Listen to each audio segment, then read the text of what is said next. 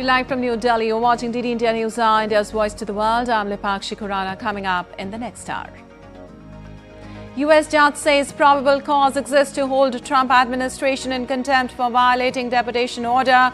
Gives April 23rd deadline to comply with court order or face prosecution. US media says Trump blocked an Israeli strike on Iranian nuclear sites in May in favor of negotiations. IAEA chief in Tehran warns Iran not far from possessing nuclear bomb. Ahead of US-Iran talks in Rome on Saturday, Iranian Foreign Minister Abbas Araghchi to visit Moscow to hold consultations with Russian top officials. Another blood-red end to the trading day in US. Nasdaq S&P 500 fall as US stock loses deepen. Semiconductor giants Nvidia, AMD tumble as Fed chair says tariffs will fuel inflation and constrain growth.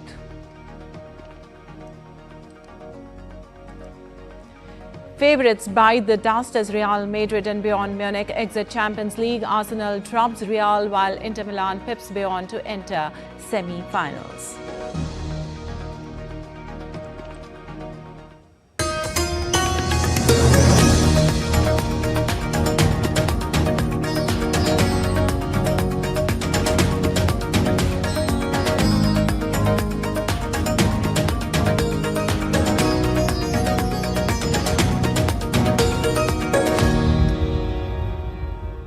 On to the details now. A U.S. judge on Wednesday said that President Trump's administration officials could be held in contempt of court charges for violating deportation order. Well, the U.S. District Judge James Boasberg, in a written ruling, stated that probable cause exists to hold U.S. government officials in criminal contempt of court proceedings, as he said that officials illustrated a willful disregard towards his March 15th order to halt the deportation flights to El Salvador. In a written opinion, the judge cited evidence that the government had engaged in deliberate or reckless disregard of his order when it proceeded with the flights. He gave the administration until April 23rd to outline what steps it would take or to identify the officials who decided to disregard his order so they could potentially be prosecuted. Meanwhile, White House Communication Director Stephen Cheung on social media said the administration would seek immediate appellate relief.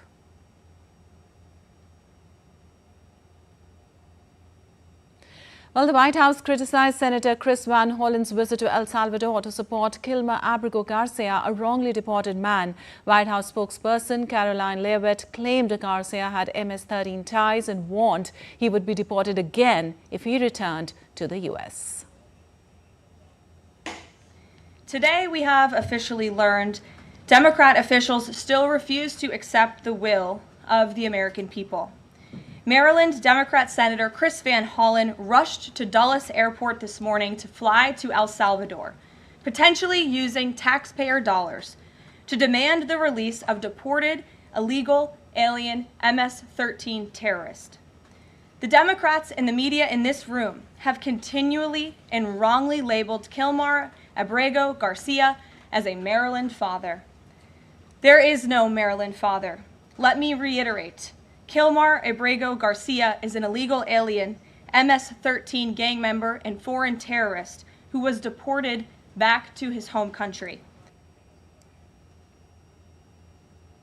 Earlier in the day, Senator Van Hollen said authorities in El Salvador had denied him access to Kilmer Abrego Garcia. Along with Abrego Garcia, the Trump administration has deported hundreds of people, mostly Venezuelans, whom it says are gang members, to El Salvador under the Alien Enemies Act of 1798 without presenting evidence and without a trial. Also, California sued the Trump administration on Wednesday, challenging the president's authority to impose sweeping tariffs that have set off a global trade war.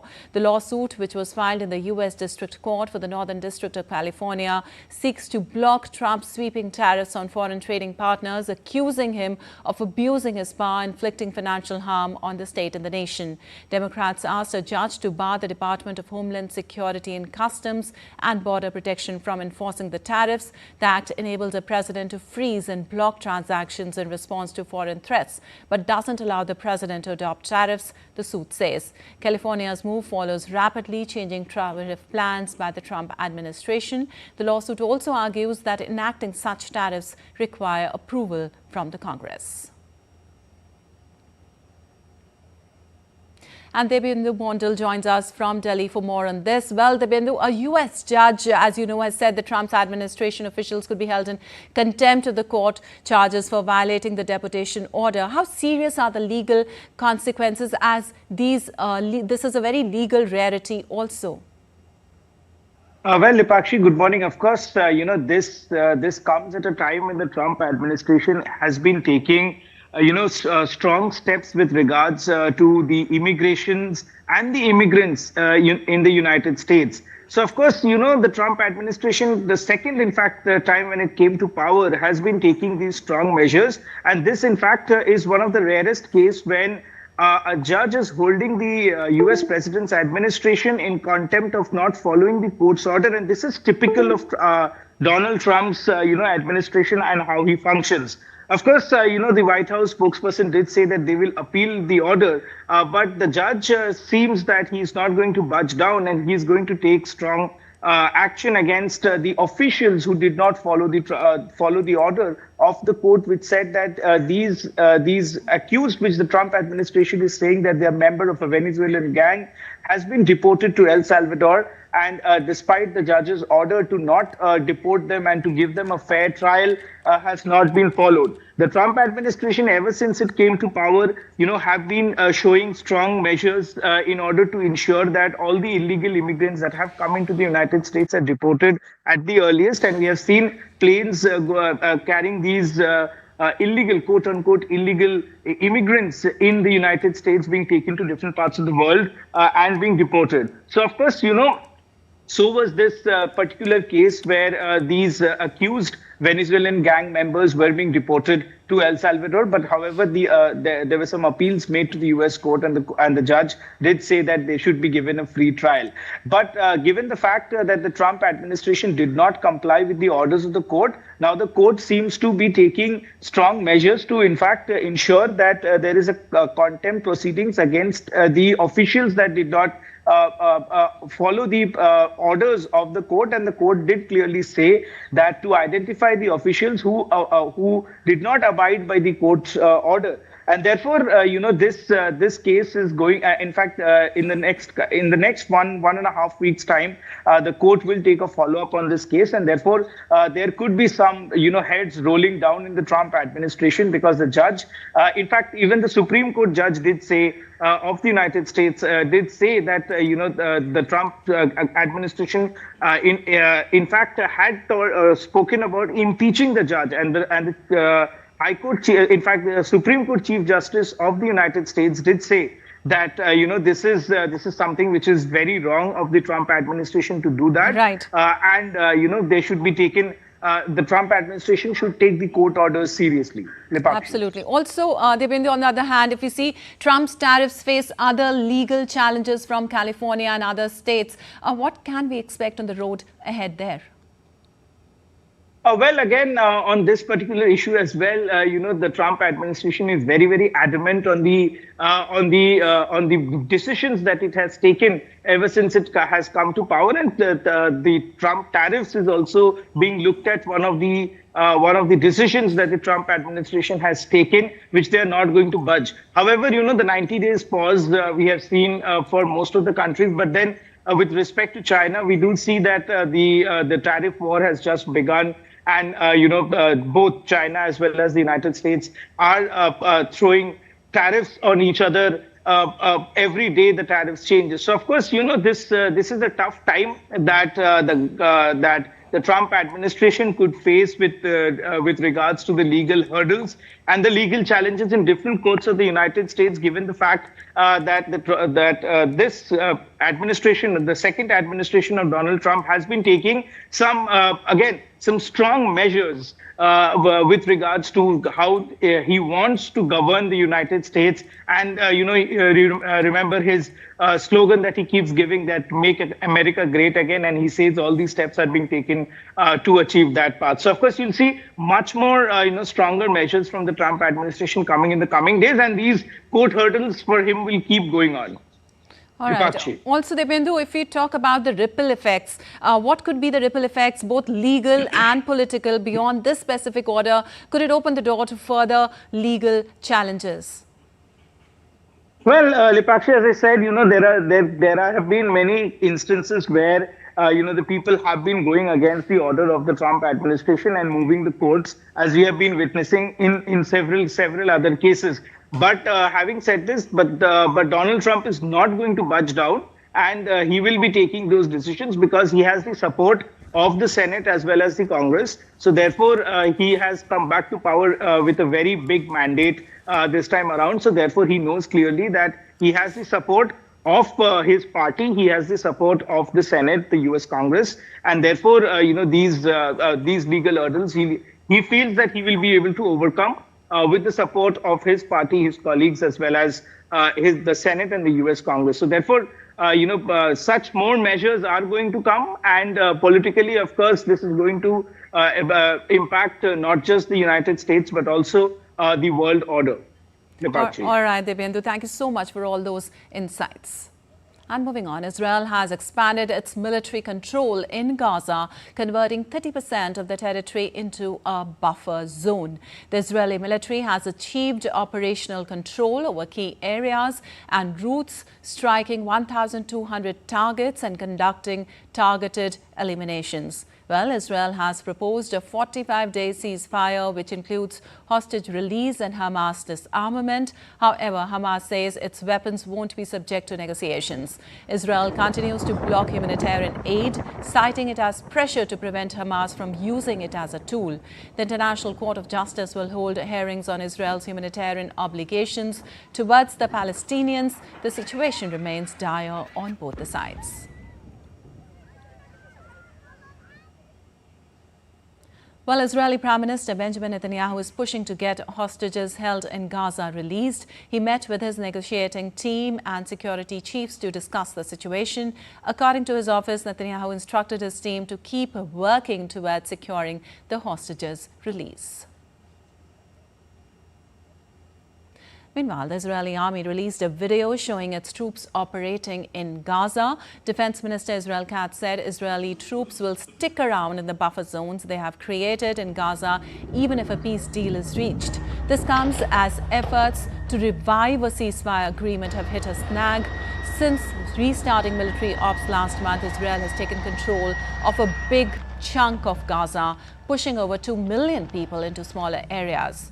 Also, Israel says it's a complex situation and it's unclear what will happen next.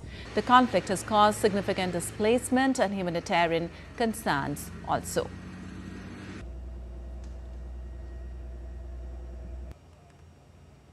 And U.S. President Donald Trump has blocked Israel's planned strike on Iranian nuclear sites, opting for negotiations instead.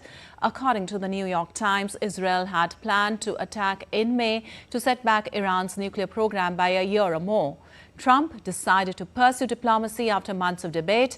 The U.S. and Iran recently held positive and constructive talks in Oman, with a second round scheduled for Saturday in Rome. And Italian Prime Minister Giorgia Meloni arrived in Washington on Thursday for a meeting with U.S. President Donald Trump to ease tensions over U.S. tariffs. The meeting comes as the EU struggles to respond to Trump's threat of sweeping new tariffs on European goods, which could hit industries from wine to machinery. Well, Meloni's allies insist she will act as a facilitator between Brussels and Washington. She has also aligned with the EU on some key votes, including retaliatory measures in response to earlier US levies. Meloni was the only EU leader invited to Trump's inauguration in January, and this week's meeting will take place the day before she hosts Vice President J.D. Vance in Rome.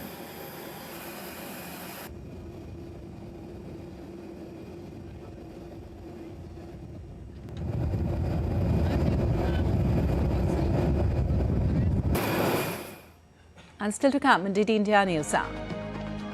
Serbia appoints Đuro Maket as Prime Minister after anti-corruption protests that led his predecessor to resign.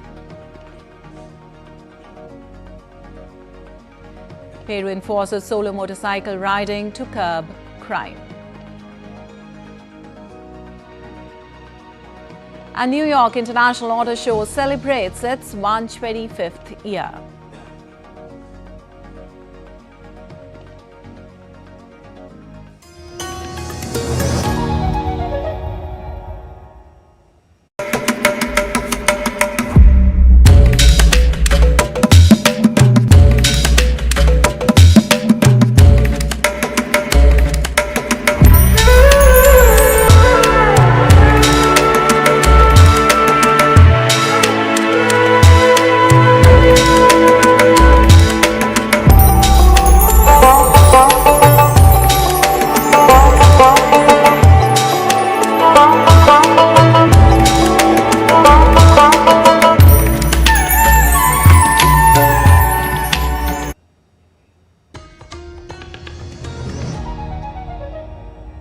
Welcome back. You're watching DD India News. I'm Lipakshi Khurana, and moving on, Iran's Foreign Minister Abbas Araghchi will visit Russia on Thursday to consult with Moscow regarding the latest talks between Iran and the United States in Oman. Araghchi will meet his Russian counterpart Sergei Lavrov and other senior officials during the visit. Iranian Foreign Ministry spokesman said Araghchi will discuss the latest developments related to the Oman talks with Russian officials. Russia, a party to Iran's 2015 nuclear pact, has supported Tehran's right to have a civilian nuclear program. And the head of the International Atomic Energy Agency, Rafael Mariano Grossi, warned on Wednesday that Iran is not far off from making its own nuclear weapons. Also, in an interview to French newspaper, Grossi said they have the pieces and one day they could eventually put them together. Grossi is visiting Iran in an attempt to narrow gaps between Tehran and the agency over unresolved issues.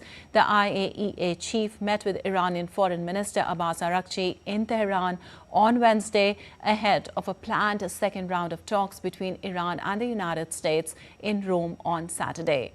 Grossi described his meeting with Araghchi as important. He's also expected to meet Mohammad Islami, who heads Iran's nuclear energy agency.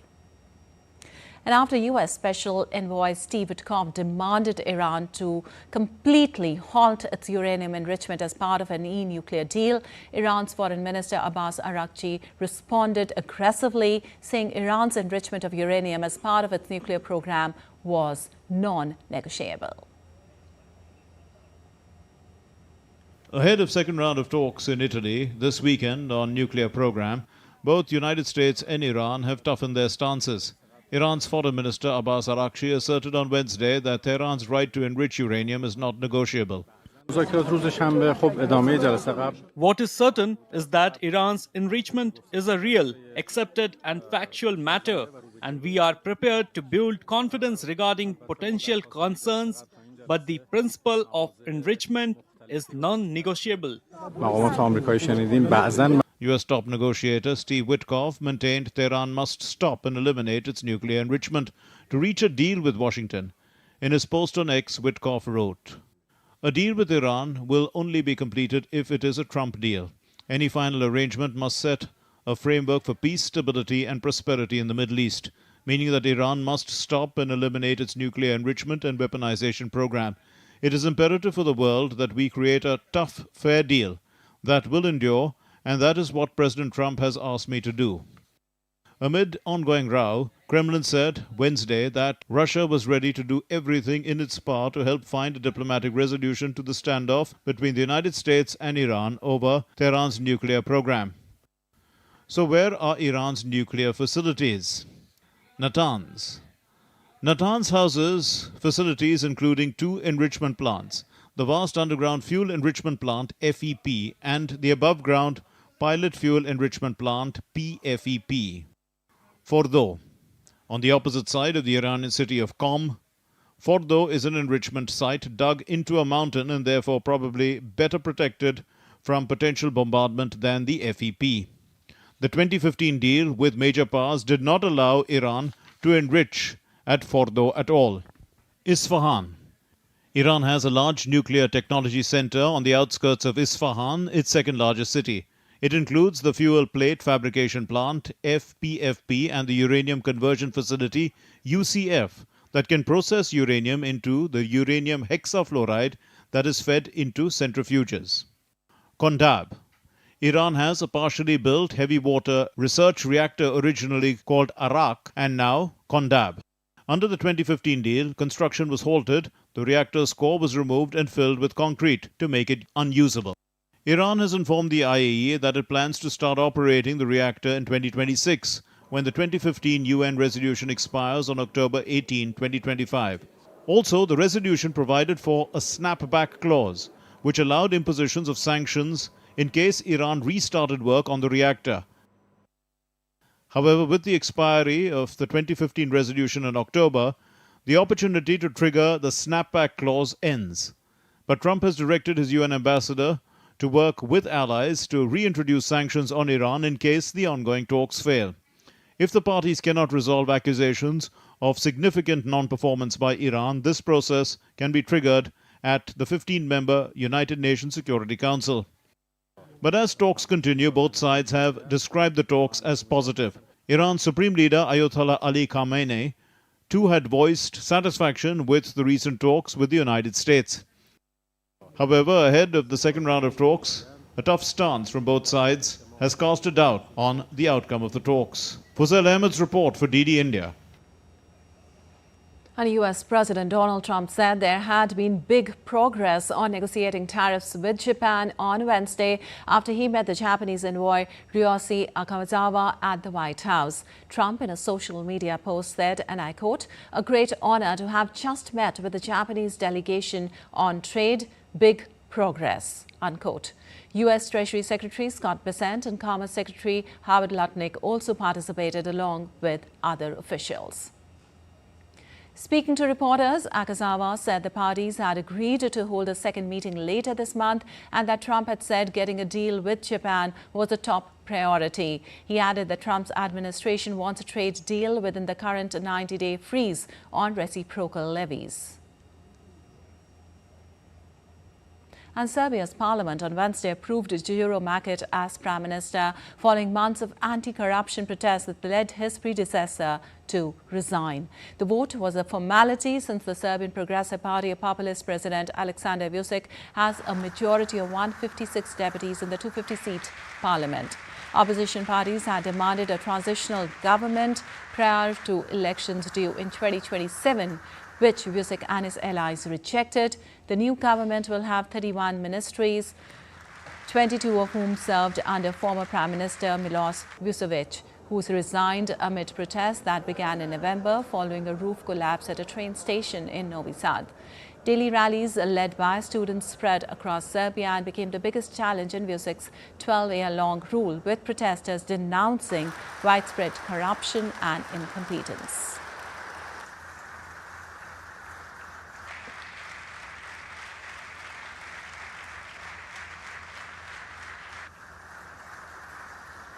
And Argentine retirees clashed with security forces in Buenos Aires on Wednesday during their weekly protest, prompting police to deploy pepper spray. The confrontation unfolded as demonstrators tried to block traffic near the Congress building, escalating tensions with riot police. Since March, the protests have grown increasingly confrontational, reflecting deepening frustration over retiree rights and the government's handling of the issue. Also, the retirees are opposing President Javier Milei's austerity policies, which they argue have severely affected their quality of life by eroding their purchasing power and limiting access to essential medications and healthcare services.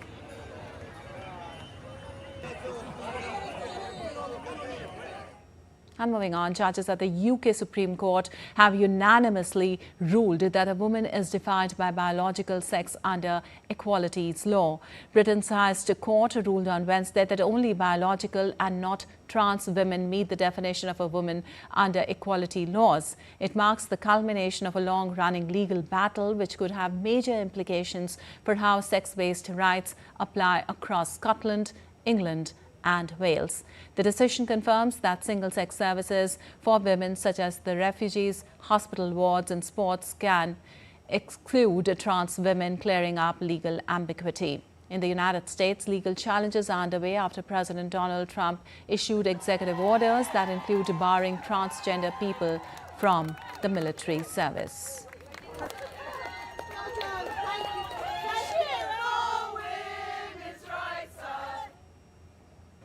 And U.S. Attorney General Pam Bondi announced on Wednesday that the Justice Department has filed a lawsuit against the state of Maine. This legal action marks an escalation in President Donald Trump's ongoing conflict with Maine over its refusal to ban transgender athletes from participating in women's sports.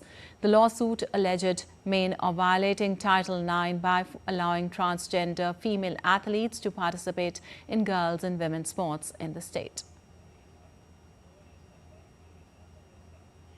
Today, the Department of Justice is announcing a civil lawsuit against the Maine Department of Education. The state of Maine is discriminating against women by failing to protect women in women's sports. Pretty basic stuff. This is a violation of Title IX. The Department of Justice will not sit by when women are discriminated against in sports. This is about sports. This is also about these young women's personal safety. Well, Peru has extended the state of emergency in Lima and Callao, introducing a new regulation that limits motorcycles to a single rider. This decision, announced by President Dina Boluart, aims to curb urban crime by targeting criminals who use motorcycles for illegal activities. The measure allows the national police and armed forces to maintain public order. The Peruvian government stated that these restrictions are crucial for reducing crime rates in the capital and surrounding areas.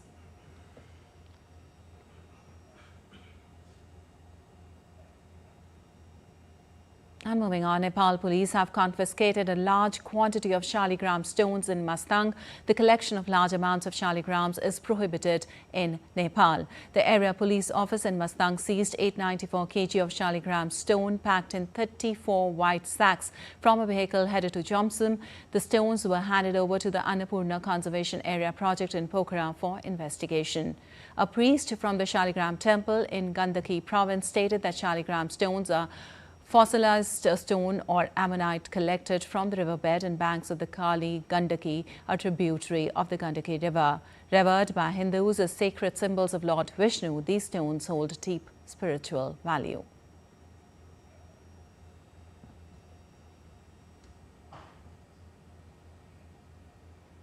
And now let's take a look at other stories making news around the world. 5 critically endangered Brazilian merganser chicks were born at Prague Zoo, marking the first birth of the species outside South America. Once thought extinct, the species now have fewer than 250 individuals in Brazil and Argentina.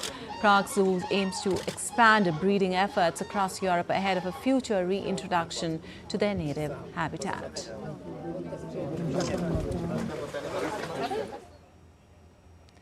The New York International Auto Show, North America's oldest automotive exhibition, is celebrating its 125th anniversary this year.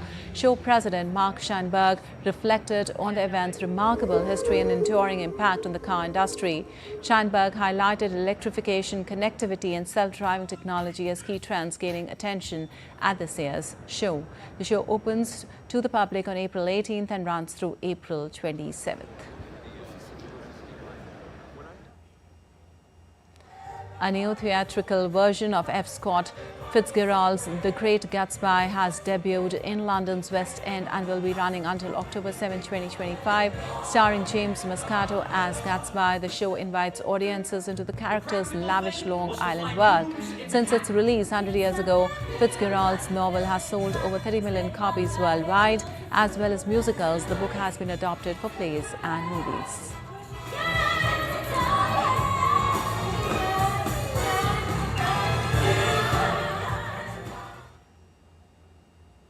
And still to come on DD India News Hour.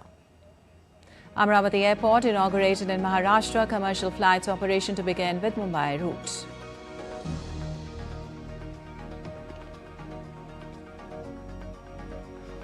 INS Tarini enters Cape Town, all-women-led Navika Sagar Parikrama 2, showcasing India's naval strength and indigenous shipbuilding.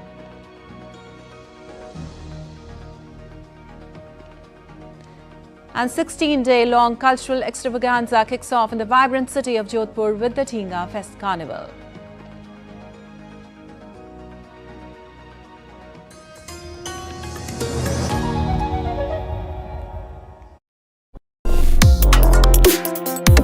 Complex issues, hidden agendas, twists and turns, strategic games. We think all dots are linked, we just need to connect them. Join me every week as I connect the dots to unravel hidden designs in statecraft, mysteries, and decode issues that matter to you. Watch Connecting the Dots with me at these times on DD India.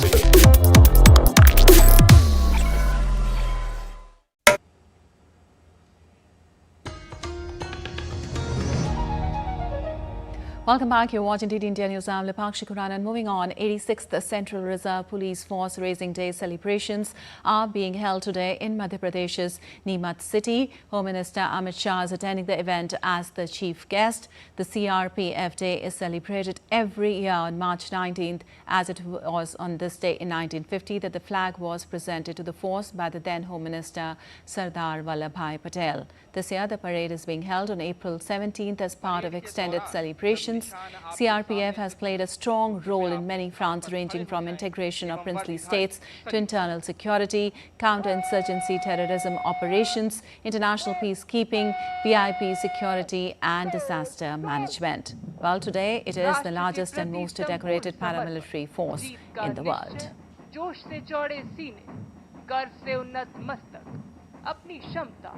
प्रशिक्षण और योग्यता पर पूर्ण विश्वास और बुलंद हौसलों के साथ परेड के दस्ते.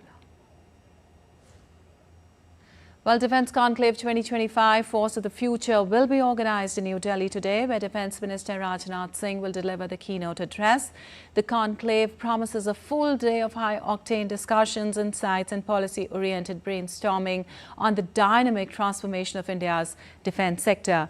Taking place over 2 transformative days, this summit will delve into the critical role the emerging technologies such as artificial intelligence, cybersecurity, quantum computing, autonomous systems and space technologies play in fortifying national security and modernizing defence strategies. The conclave stands as a unique opportunity for the defence industry to harness the potential emerging technological advancements. And President Draupadi Murmu on Wednesday gave assent to the Protection of Interest in Aircraft Objects Act 2025. The Protection of Interest in Aircraft Object Act 2025, passed by the Indian Parliament, aligns India's aviation laws with the Cape Town Convention 2001 and its aircraft protocol, to which India acceded in 2008. The Act aims to strengthen aircraft financing and leasing by providing legal clarity and uniformity for high-value assets like aircrafts, helicopters and engines. The Act also addresses past challenges such as delays in aircraft repossession during airline insolvencies and supports India's growing aviation market, projected to be third largest by the year 2030. And as part of the ongoing supply of relief material and humanitarian aid to Myanmar under Operation Brahma, India sent further aid on April 15th. Aid including components of 20 prefabricated offices,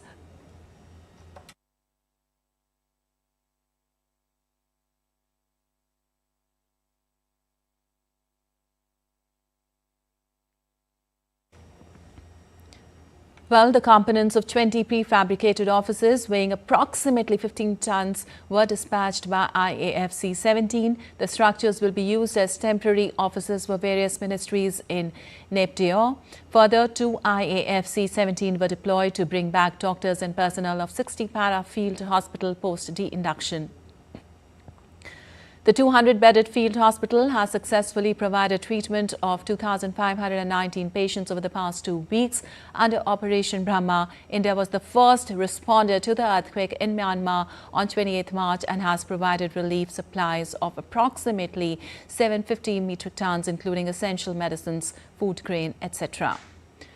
Further, humanitarian assistance consisting of a 80-member NDRF Heavy Urban Search and Rescue Specialist team and a 127-member Indian Army Field Hospital team were also deployed.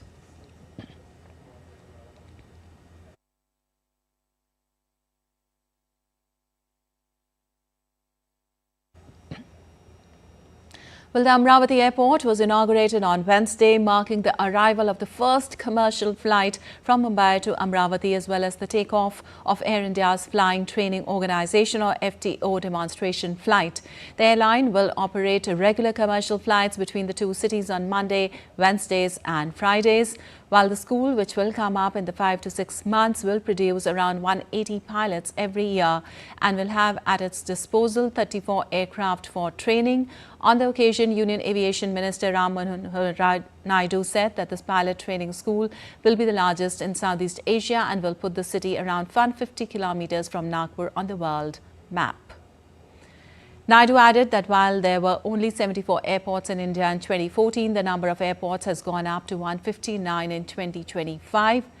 Prime Minister Narendra Modi has hailed the inauguration of Amravati Airport, terming it as great news for Maharashtra. In a tweet, he said, and I quote, "Great news for Maharashtra, especially Vidarbha region. An active airport in Amravati will boost commerce and connectivity," unquote.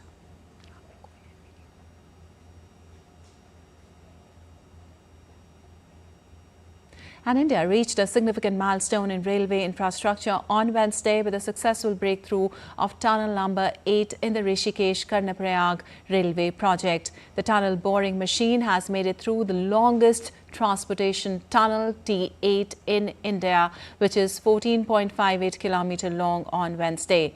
The tunnel has surpassed existing rail and road tunnels in Jammu and Kashmir and Himachal Pradesh. The event was marked by the presence of Union Railway Minister Ashwini Vaishnaw, Uttarakhand Chief Minister and Garhwal MP Anil Baluni. The tunnel is part of the ambitious Rishikesh-Karnaprayag Broad Gauge Railway Line, a crucial project aimed at boosting connectivity in Uttarakhand. The line will connect pilgrimage sites, promote tourism, support local businesses and reduce travel time significantly. And INSV Tarini proudly entered Cape Town on 31st of March 2025, marking the successful fourth leg of the all-women-led Navika Sagar Parikrama 2, sailing over 23,400 nautical miles aboard a 100% Indian-built yacht. This mission showcases India's naval strength, indigenous shipbuilding and the spirit of Atmanirbhar Bharat. DD India's Nazneen Ismail reports for more. In a moment that symbolizes the growing strength of women in India's armed forces and the nation's rising prowess in maritime technology, the Indian Navy sailing vessel Tarini entered South African waters in Cape Town on 31st March 2025. The arrival marked the successful completion of the fourth leg of the Navika Sagar Parikrama 2, a historic transoceanic expedition led by a female duo. Lieutenant Commanders Dilna Devdas and Rupa Alagirisamy, the two brave officers navigating this challenging 8-month journey, aim to cover more than 23,400 nautical miles in 8 months, with a scheduled return to Goa in May 2025. The expedition has so far had 3 stopovers at Australia, New Zealand and the United Kingdom. Navika Sagar Parikrama is a great example of India's maritime technology and shipbuilding capability, because we do not have as many yachts as the other countries have, but still we have been able to successfully complete 3 other navigations, and we are in our last leg to complete the fourth circumnavigation. As you all know, Tarini is here on her circumnavigation voyage, and it is also a testament to strong bilateral relations between both the countries, and especially both the navies, the South African Navy and the Indian Navy. In armed forces, we give equal opportunities to men and women. So as women, we are getting opportunities, like we are everywhere, like we are able to command a ship, and we are flying, and we are posted in the ship as a medical officer, as a logistics officer. Initially it was not there, so it is a great shift which have happened now. Lieutenant Commander Dilna and Rupa, along with many other women officers, volunteered for the expedition. These officers went through rigorous training program, and we shortlisted Dilna and Rupa in May 22. It's an honor and a privilege to be an Indian and to do this voyage as part of Indian Navy. And we always have taken the opportunity to fly a tricolor flag, and whenever we have achieved a milestone, and we celebrate it with pride by flying a flag.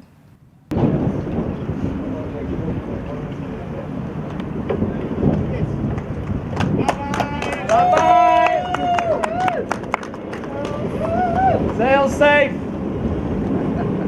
As INSV Tarini embarks on her historic journey across the oceans, she carries with her not just a female duo, but the spirit of India and the promise of progress. History is being written in salt and steel. I'm Nazneen, witnessing this historical odyssey for DD India, Cape Town, South Africa. Jai Hind. And moving on, famous Indian sand artist Sudarshan Patnaik recently became the first Indian to receive the prestigious Fred Darrington Sand Master Award for his outstanding contribution to sand art. Sudarshan Patnaik called on President Draupadi Murmu in Delhi on Wednesday, where President congratulated him for the honour. The award was presented during the Sand World 2025 International Sand Art Festival in Dorsey, England. To mark the occasion, Patnaik created a 10-foot-high sculpture of Lord Ganesha carrying the message of world peace. Sudarshan Patnaik, a Padma Shri awardee from Odisha, has participated in over 65 international sand art festivals and championships. And now let's take a look at other stories making news today. Bharatiya Janata Party's top leadership met in Delhi in the presence of Prime Minister Narendra Modi regarding the party's organizational reshuffle and national president's election, besides others. According to party sources, the announcement regarding the election could be made within a week. The meeting also focused on organizational changes at the state level. In the Bijapur district of Chhattisgarh, 22 Naxalites were arrested and explosives seized from them in separate operations on Wednesday. Tiffin bomb, Cardex wire, gelatin stick, detonator, battery, electric wire and ground digging tools were recovered from the possession. India set a target of completely wiping out Naxalism from the country by 2026.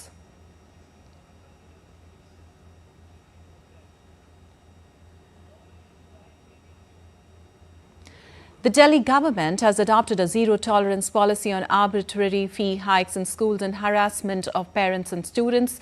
Taking serious cognizance of these grievances, Chief Minister Rekha Gupta said that these fee hikes are placed an unjustified financial burden on families and have been carried out in violation of established regulatory norms. Private recognized unaided schools are being inspected across the national capital.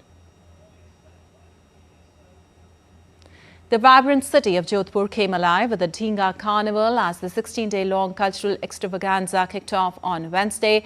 Rooted in folklore and tradition, the festival sees women dressed as goddesses and mythical figures patrolling the streets at night. From colourful attire to quirky rituals, the festival blends divinity and drama, making it one of Rajasthan's most eccentric and empowering festivals.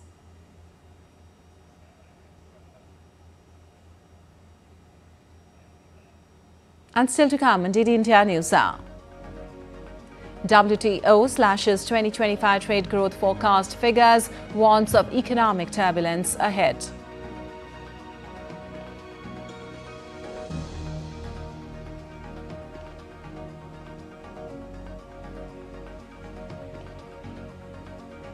In sports, the Delhi Capitals beat Rajasthan Royals in super over thriller in their Indian Premier League match on Wednesday. And northern France sets a world record with whales flying at the International Kite Show.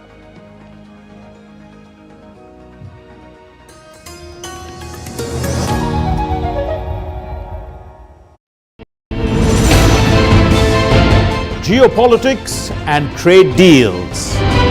Economic challenges amid development. Hard work and the path to prosperity. It's the economy always. Between walkers, money is what money does and says. Supply creates its own demand. Between the bulls pulls and bears tears. When supply chains globalization and India rises to the podium. We'll get you centered with the Economic Brief at 8 p.m. every Thursday on DD India.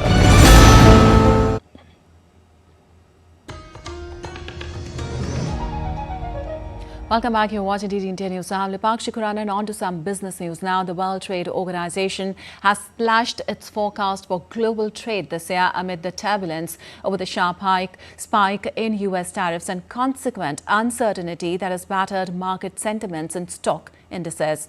The latest global trade outlook released by the World Trade Organization on April 16 says U.S. President Donald Trump's tariffs will force a 0.2% contraction by volume in global trade in 2025 instead of the 2.7% growth that was projected otherwise. Well, WTO further warns that if Trump lifts the pause on his earlier announced reciprocal tariffs, it would amplify the problems and the contraction could be even much bigger now. WTO said the economic disruption unleashed by Trump tariffs is likely to lead to a global growth loss of 0.6 percentage points. World GDP is now expected to grow at 2.2% instead of the baseline 2.8% in 2025.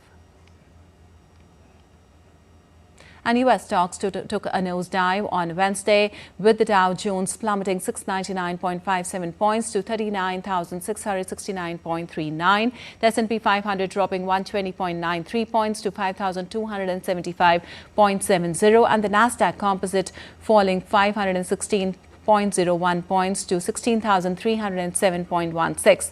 Nvidia is warning about $5.5 billion in charges due to new U.S. curbs on chip exports to China didn't help, with shares falling 6.9%. Federal Reserve Chair Jerome Powell's comments on slowing economic growth and high inflation due to tariffs also spooked investors. Today's news, obviously, with some of the tariffs around some tech names and some basically reducing some trade around some semiconductor names, I think is what really we're seeing from a market reaction. We think you're going to continue to see tech on the downdraft just because a lot of this tariff noise is going to affect them specifically, because now we're focused on China. Before, when it was a worldwide tariff issue, there's a lot of companies that had some kind of skin in the game, if you will. With China, a lot of it's tech. And so I think a lot of the tech money is going to be pulling out, going to other places. Well, the U.S. Federal Reserve Chair Jerome Powell has some concerns about President Donald Trump's tariffs. Speaking at the Economic Club in Chicago, Powell said the tariff increases are way bigger than expected, which could lead to some serious economic effects. Powell's comments highlight the uncertainty surrounding the U.S. economy. The level of tariff increases announced so far is significantly larger than anticipated, and the same is likely to be true of the economic effects, which will include higher inflation and slower growth. Both survey and market-based measures of near-term inflation expectations have moved up significantly, with survey participants pointing to tariffs. Survey measures of longer-term inflation expectations, for the most part, appear to remain well anchored as well. Well, British inflation slowed to its weakest in 3 months in March, and other measures watched by the Bank of England also cooled, data showed on Wednesday. Inflation slowed to an annual rate of 2.6% in March from 2.8% in February, below expectations of 2.7% in the Bank of England forecast and a Reuters poll of economists. A price drop for computer games and falling fuel prices helped bring back the headline rate, although the prices of clothes rose strongly after a surprise fall in February. The Office for National Statistics said. The Bank of England, which has an inflation target of 2%, said in February it is expected inflation to leap to 3.6% in April as regulated tariffs for household utility bills go up. Now come down for 2 months in a row, and wages are rising faster than prices. And of course, we've had positive news about economic growth. These are encouraging signs that our plan for change is working. But we know there's more to do. We know that many families are still struggling with the cost of living, and we know that there's anxiety about the changes around the world. And that's why, as a government, we're increasing the minimum wage for 3 million people, we're freezing fuel duty, and we're delivering breakfast clubs at schools, primary schools across England. While Google says it will strongly defend itself after around 250,000 UK businesses filed a massive legal claim accusing the tech giant of overcharging for online ads. The lawsuit, filed by law firm Sheridan Partners, claims rivalry. Sheridan had filed a $6.6 billion claim with Britain's Competition Appeal Tribunal. Regulators in courts in the US and EU have already said Google's actions broke competition rules. Google dismissed the case as speculative and opportunistic. The claim focuses on Google searches going back to 2011. It follows other major UK lawsuits, including a $7 billion case in 2023 on behalf of consumers and another £13.6 billion claim over digital ad practices.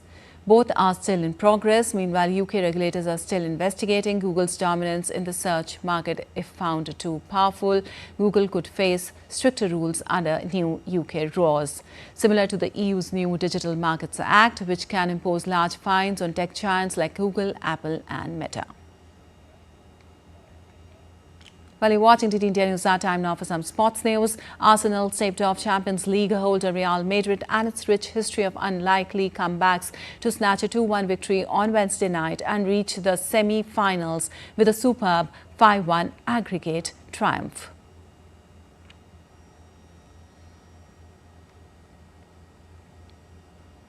Bukayo Saka, who missed a first-half penalty, sent Arsenal ahead, and although Vinicius Jr. levelled, the 15-time winner was never close to making up the deficit. Later, Gabriel Martinelli rubbed salt in Real's wounds with a stoppage-time winner for Arsenal. Arsenal's 3-0 quarter-final first-leg triumph last week gave them a vital cushion as they made the final tour for the first time since 2009. The Gunners will face Paris Saint-Germain in semi-final on 30th April in a hope to further their run to lift the Champions Trophy for the first time. Meanwhile, Inter Milan have also reached the semi-finals of the Champions League after drawing 2-2 with Bayern Munich to win the 4-3 on aggregate. Goals from captain Lautaro Martinez and Benjamin Pavard cancel out Harry Kane's strike for Bayern, which levelled the tie in the 52nd minute. The win has showed that Inter is more than capable of reaching the final of Europe's elite club competition, as it did 2 years ago when it was narrowly beaten by Manchester City. Italian champion Inter Milan will face Barcelona in the semi-final on the 30th of April. And Mitchell Starc bowled a stunning final over as Delhi Capitals defeated Rajasthan Royals in a dramatic super over finish after both teams finished tied on 188 in their IPL 2025 match on Wednesday. Pace ace Starc starred with the ball, defending 9 runs in the final over to force the tie and then conceding just 11 in the super over, where 2 crucial run-outs of Shimron Hetmeyer and Riyan Parag titled the balance. Chasing 12 in the super over, KL Rahul struck a double and a boundary before Tristan Stubbs launched a 6 to seal victory in 4 balls. Delhi Capitals, led by Akshar Patel, have climbed to the top of the table with 5 wins in 6 matches. However, Abhishek Parel top scored with 49, while Akshar and Stubbs added rapid 34s, lifting Delhi to a competitive 188 for 5. Meanwhile, Rajasthan's chase was led by Yashasvi Jaiswal and Nitish Rana, both scoring 51, but regular wickets hampered momentum. Rajasthan have suffered their 5th loss in 7 games and we are still seeking their first title since 2008. And in tennis, Stefanos Tsitsipas advanced to the quarter-finals of the Barcelona Open after defeating American Sebastian Korda in a closely fought 2-setter. Greek Tsitsipas is a 4-time finalist at the event and he qualified again for a last 8 with 7-6, 6-4 victory as he chases a maiden title in Catalonia. He'll next face off with Frenchman Arthur Fils, who defeated Spaniard Pedro Martinez in straight sets. Denmark's Holger Rune also advanced to the quarter-finals after rallying from a set down to beat Argentine Sebastian Bies 4-6, 6-1, 6-2. Rune will now meet Norway's Kasper Ruud for a place in the semi-finals. And on the 38th edition of International Kite Meetings in northern France, kite flyers from 7 different countries broke the world record for whales flying simultaneously in the sky. Take a look.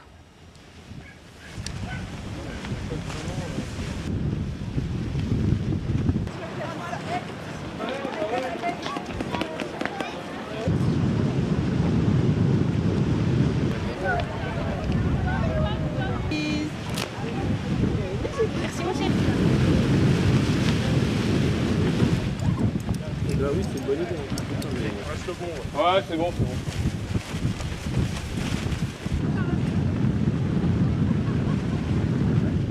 Ouais, mais à mon avis.